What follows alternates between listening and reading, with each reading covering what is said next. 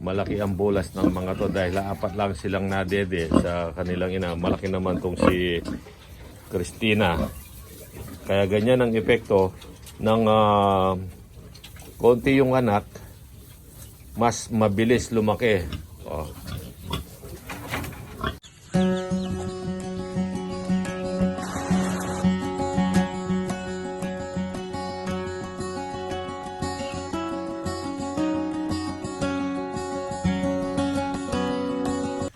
Ayan, magandang araw po. Happy New Year po sa inyong lahat. Update po tayo sa ating mga alagang biik. Ito ngayon yung mga palaki natin. December 29 ngayon. At umaga, pinapakain na ni Kabulol yung ating mga alagang baboy. So sa ngayon, at meron tayong 38 na biik, meron pang hindi nawalay, kasama na sa bilang natin yon. So ngayon ito'y nagtimbang tayo kahapon. Itong batik na to tumitimbang na ng mahigit 15 kilos.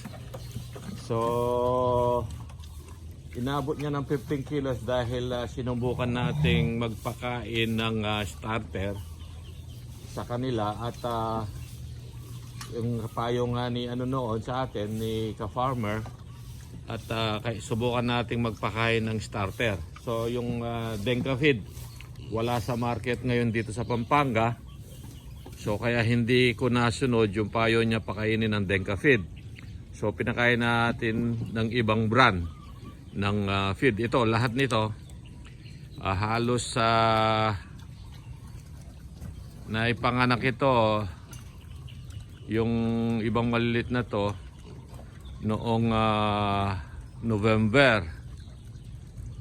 So ngayon si Batik halos 3 months na to, inaabot na ng 15 kilos. So pwede nga within 3 months pwede nang lechonin kapag pinakain ng feeds itong mga native na baboy.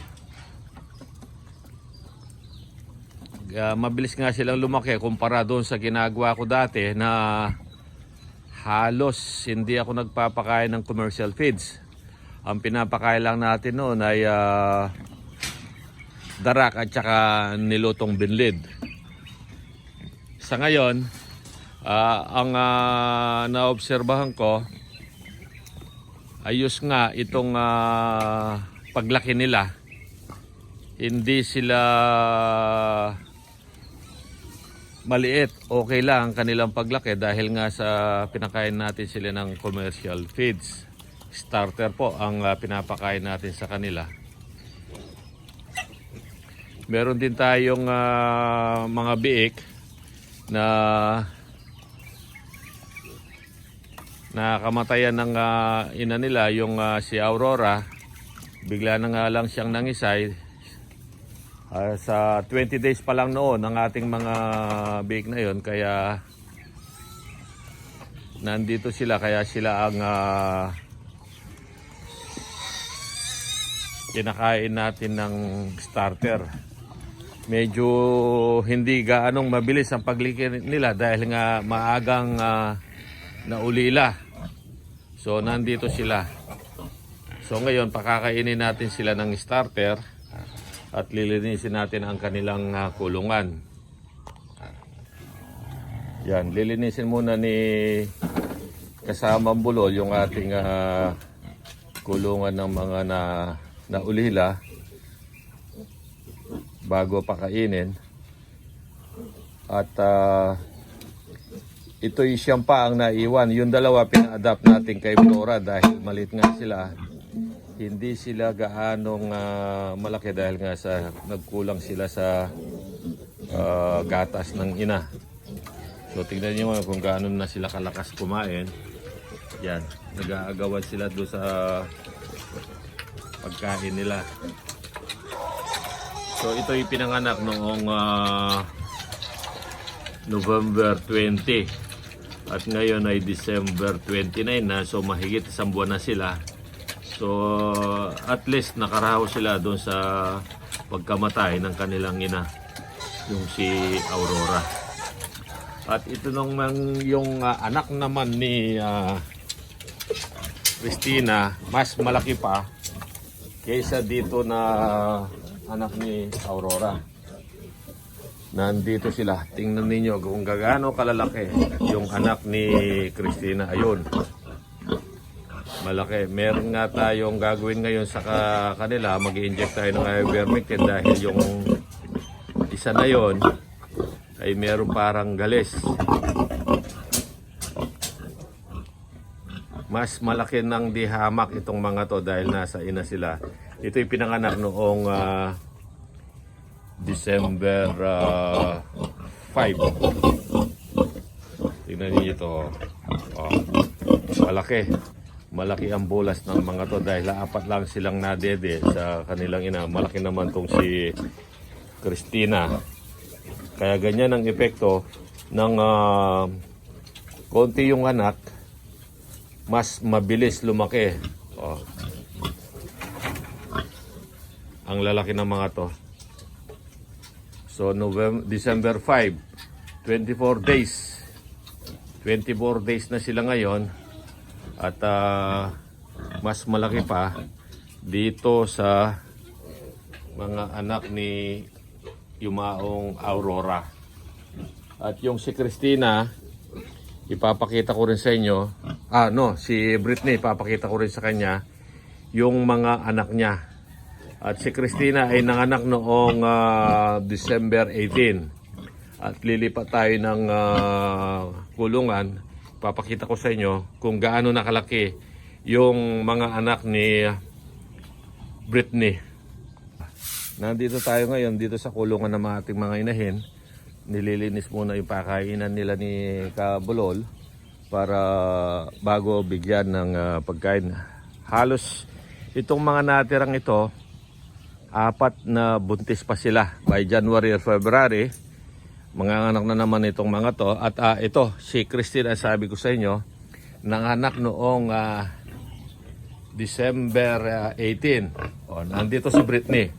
Ito, si Tisay, kung tawagin namin to, si Tisay, dahil nga siyang puti. Tingnan ninyo yung mga anak niya. December 18, ipinanganak to mga to. 7 sila. Ang bibilog din ng katawan nila.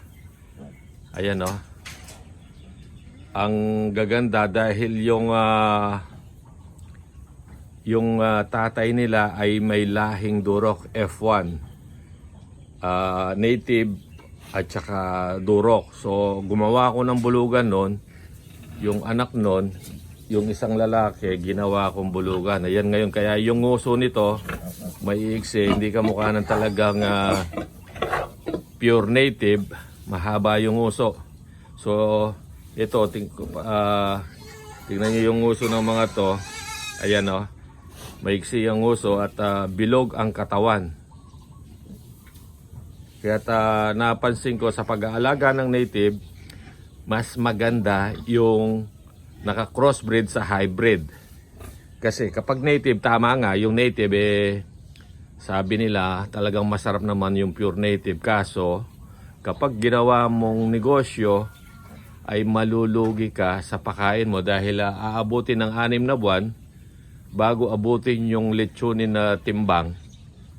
So ngayon, inanong ko nga yung hatol ni ka-farmer sa akin. Subukan kong mag-feeds. Nag-feeds nga ako yung 3 buwan na native. Pwede ng lechonin, mahigit 15 kilos na. So, tama-tama na nga na meron nga lang konting gastos at medyo kailangan i-budget natin kapag nag-feeds tayo. Dati-rate, ang ano ko sa mga to, darak lang at saka binled at saka yung mga kangkong. Dahil nga yung kangkong, malapit lang dito sa atin. Pwede tayong kumuha dito sa tabing ayan, dito sa tabing pispan natin. Ayan ang mga kangkong. Ayan ang mga kangkong dito. Ngayon kahapon nilagyan na ng tilapia to, 40,000 tilapia fingerlings. So yung tilapia gusto rin yung kangkong, kaya kahit na hindi bigyan ng pagkain tong mga tilapia na to, magsasurvive sila rito. Ayan po ang ating update sa ating mga baboy ngayong December 29, 2023. Sana nitong darating na 2024, mas lalo pang dumami yung ating mga alaga.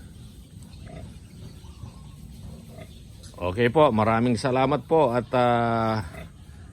Happy New Year po sa inyong lahat at maraming salamat po sa inyong panonood. Happy farming!